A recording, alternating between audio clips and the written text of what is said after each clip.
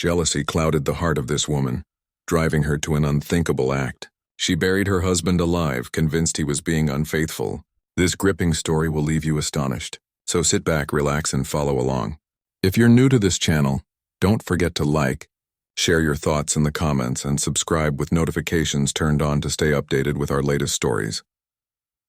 Olachi, light-skinned, outspoken, and consumed by jealousy, was once celebrated as the most beautiful bride in her community. Slender like a reed, with a voice as melodious as Ojin music, she stepped into her husband's life with the promise of happiness. Her husband, Ade, an industrious Yoruba man from Ibadan who had relocated for business, was modest and intelligent. He adored Olachi, providing her with everything: love, security, and a home without hardship. Yet it was never enough. Village women whispered, "How can a man be so perfect? Surely something is hidden." And Olachi listened. She listened too much. At first her doubts were small, asking Ade when he would return or why he smiled while texting. But her suspicion soon grew darker. She began waiting until he slept, unlocking his phone with his fingerprint, scanning through messages and saving numbers she didn't recognize. One night, she shook him awake. "Who is Inoy? Why is she calling you at 9:12 p.m.? "That's Goy, the courier who handles my office deliveries," he explained. "Olachi, must you always doubt me?" "Yes, because I know men. My friends told me once a man guards his phone, it means there's another woman. But I never locked it," he protested. "Don't twist my words," she snapped. Their marriage turned into a courtroom where Ade was constantly on trial, and her friends, Kioma, Bucky, and Enzika, only fueled the fire. "Men are dogs," Kioma declared one afternoon, sipping Zobo under the mango tree. "Even if he buys you a car, he's still cheating." "Be sharp, my sister." "Exactly," Bucky added. "No man is faithful. Don't be deceived by his calm face. He's just hiding it. You think because he prays in church he's different?" He was considered holy, and Gazika laughed. "Even pastors cheat," she said. Olachi nodded, her lips pressed tight.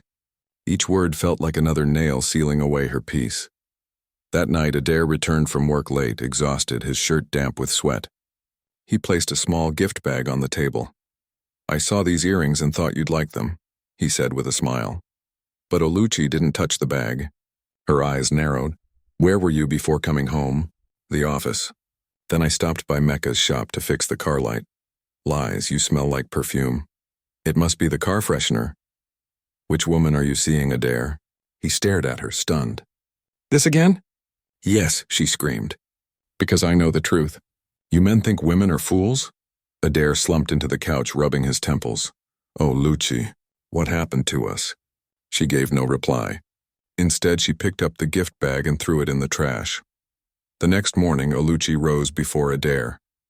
She cooked yam and thick egusi soup, not from love, but from habit. Her bloodshot eyes betrayed a sleepless night spent plotting.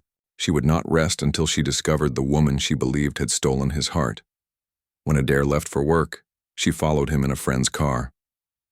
But he only went to his office, spoke with colleagues, picked up documents, and returned home. Still, she wasn't convinced. "Cheating men are always careful," she muttered. "The truth will reveal itself." That night she sat silently in the dark bedroom, staring at Adair's peaceful face. His calmness became her fuel. "He's at peace because he thinks I don't know." She checked his phone again. Nothing. Just client messages, logistics emails, and one meeting scheduled with someone named Tara L. Oluchi frowned. A woman's name. The planner read, "Meeting with Tara. Thursday, 2 p.m., home office." Her heart pounded. "He even brings her to my house." Sleep abandoned her again. The seed of jealousy had now grown into a tree, spreading branches that threatened to choke everything she held dear.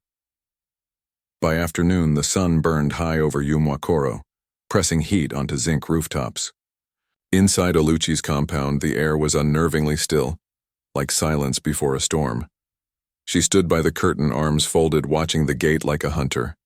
The clock ticked louder than usual, each sound another reminder of betrayal approaching. She wore her oldest wrapper, not for comfort, but as if preparing for war. Her eyes were tired yet sharp. Today, she would catch her husband in the act. At exactly 1:59 p.m., a knock came at the gate. Her heart skipped. She stayed quiet and listened. Moments later, Adair's calm, courteous voice floated in. Welcome, Miss Tara. Please, let's sit in the living room. Would you like water or Zobo? Zobo. The same drink he used to offer her during their courtship, now given to another. Through a cracked door, Oluchi finally saw her. Tara. Slim, elegant, dressed in a fitted navy blazer and pencil skirt. Her afro was neatly puffed, glasses poised perfectly on her nose. She carried a leather file and a professional smile, but to Oluchi she was no professional. She was a vulture circling her marriage. They laughed once, then again.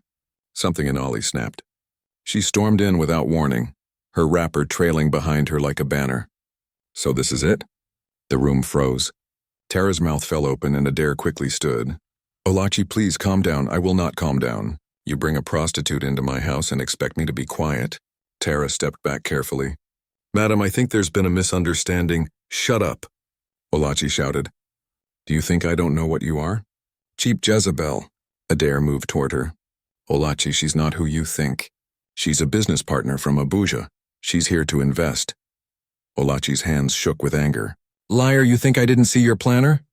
You think I didn't notice how you smiled like a boy in love? Adair reached to hold her back, but she shoved him away. I warned you, Adair, I warned you. If you ever brought another woman into my home, you would regret it. In one swift motion, she grabbed the glass bottle of schnapps kept for guests and smashed it against the floor. It shattered into sharp fragments. Tara screamed. Adair stepped back. Olachi, please think about this. But she wasn't thinking. Her jealousy had taken control. With blind rage, she picked up a large shard and lunged forward. No! Adair cried out, but it was too late. The glass cut deep into his chest just beneath the collarbone.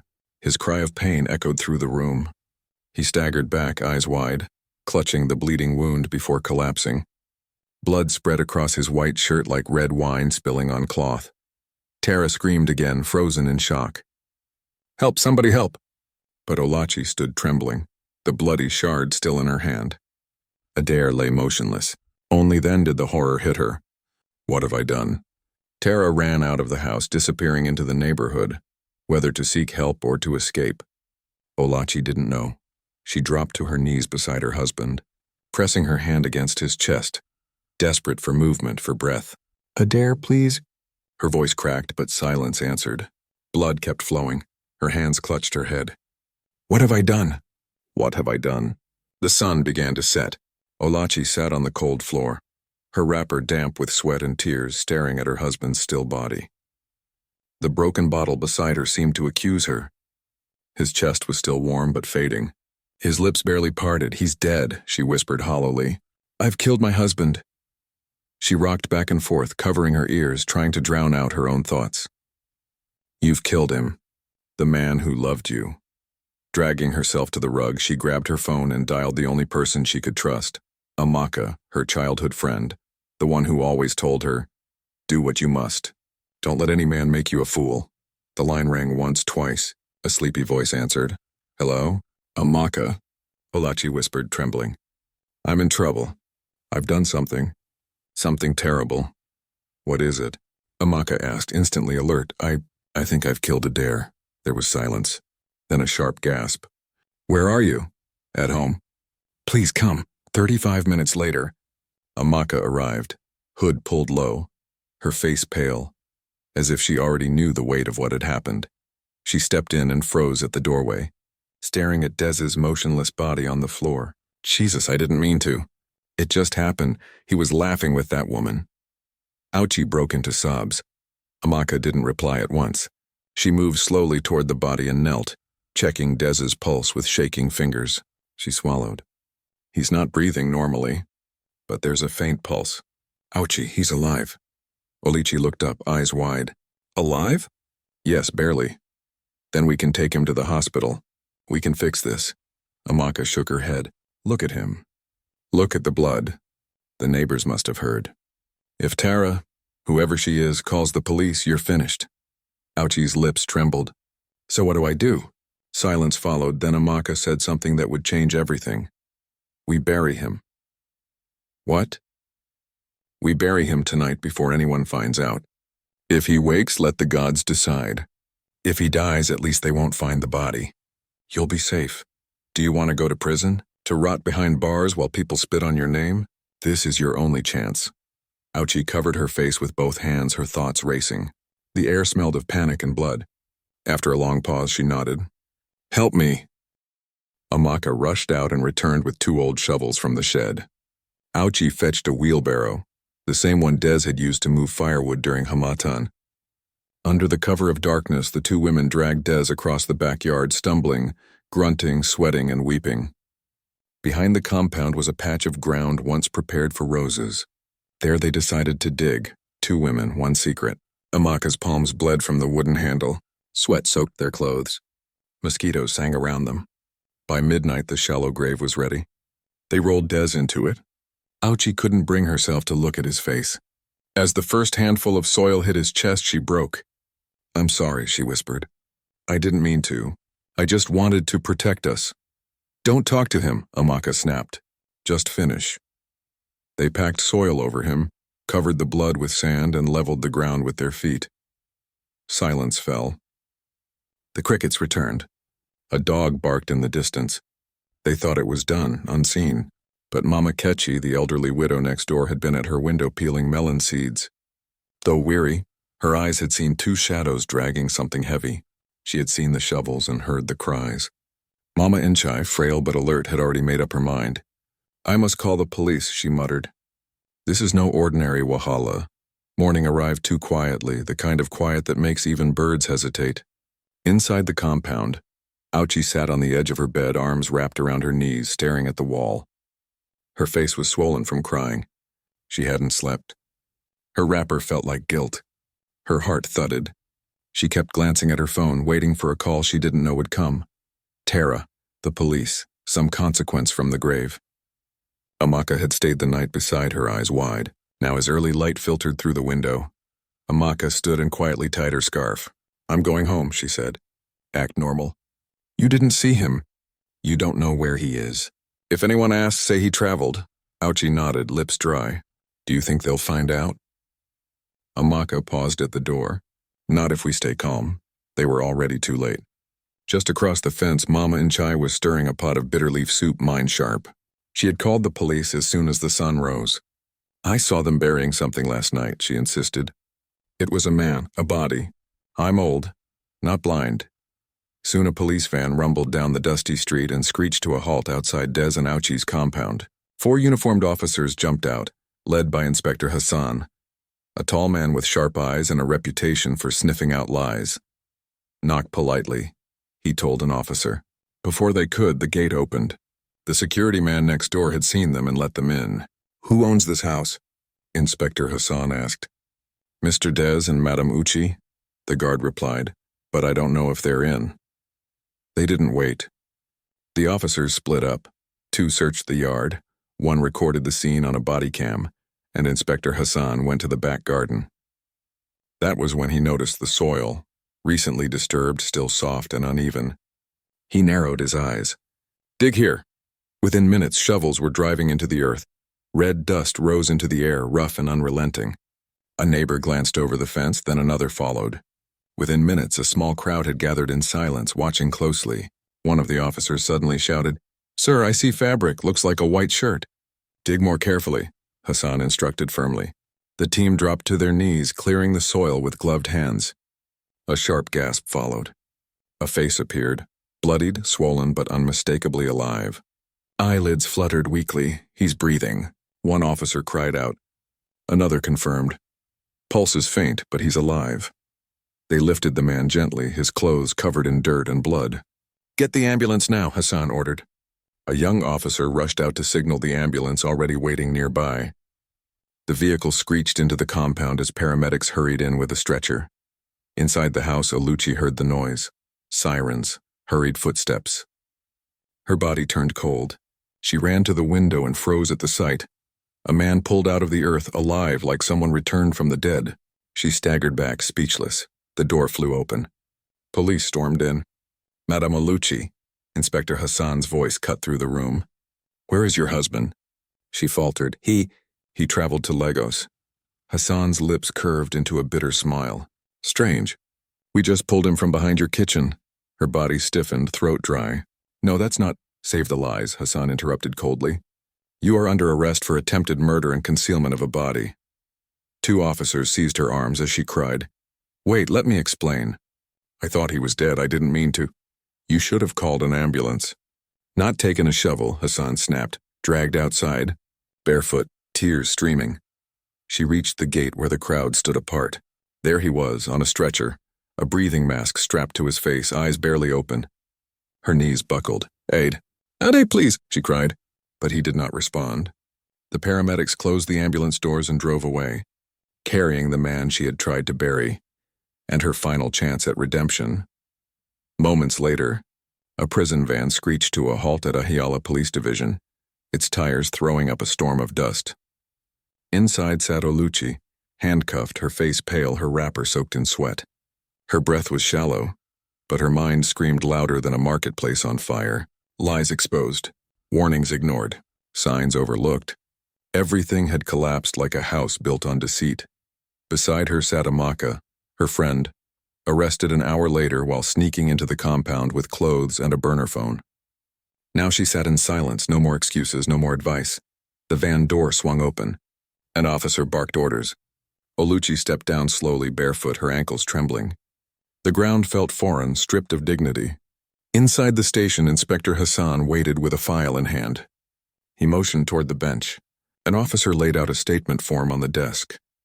"You said your husband traveled?" Hassan said flatly. "Where again?" Oluchi's eyes stayed fixed on the floor. "Answer me." He pressed. "Lagos," she whispered. Hassan slammed his palm on the desk, making her flinch. "You buried him behind your house. You believed he was dead, but he wasn't. He was still breathing, fighting for air beneath the soil. If we had arrived just 1 hour later, he would have suffocated. Do you understand that?" Tears rolled down her face. "I didn't know," she whispered, choking on her words. "I thought I had killed him. I panicked. I was terrified. So what did you do?" Hassan pressed. "You didn't call the police. You didn't call the hospital. Instead, you reached out to a friend and chose to bury your own husband, like a criminal, like an animal." Oluchi covered her face. "I didn't mean to. I didn't want this. But you did," Hassan snapped, "and now you must answer for it." At that moment, the door creaked open. The room fell silent, as if the air itself had stilled. O'Dare entered, bandages covering his shoulder and arm. His steps were slow but steady, a plainclothes officer supporting him. His eyes met Olaki's. She gasped, trembling as she rose to her feet. "O'Dare." He gave no reply. She tried to rush to him, but a guard blocked her path. "O'Dare, please forgive me. I wasn't thinking. I was blinded by fear and confusion." He stared at her for a long moment before finally speaking, his voice weak but steady. "Do you know what it feels like to be buried alive? To feel the soil pressing down, to scream and no one hears? To breathe in dust and realize, this is how I'll die. Not from age, not from illness, but because of the woman I trusted with my life." Oluchi collapsed to her knees, sobbing. "I thought you were cheating. They told me all men do. I didn't want to lose you." "Then you should have trusted me." O'Dare's voice rose with pain. "I gave you everything, my heart, my home, my trust. And you repaid me with suspicion and violence." He turned to Inspector Hassan. "I want to press full charges," Oluchi screamed. "No!" "Please don't. We can make this right." But O'Dare shook his head. "You didn't just bury me, Oluchi. You buried everything we were." 2 female officers stepped forward and cuffed her once again. "Wait, O'Dare, I loved you. I only wanted to protect our home." "Then you should have built it with honesty, not paranoia," he replied. As they dragged her away, Oluchi wailed like a grieving widow. Outside the station, neighbors had gathered. Some stood in silence. Others whispered, "There she is, the woman who tried to kill her husband. I heard she stabbed him with a bottle before burying him like a root crop." Oluchi scanned the crowd for one familiar, supportive face but found none, not even Maka, who now sat quietly in another police van, eyes full of regret.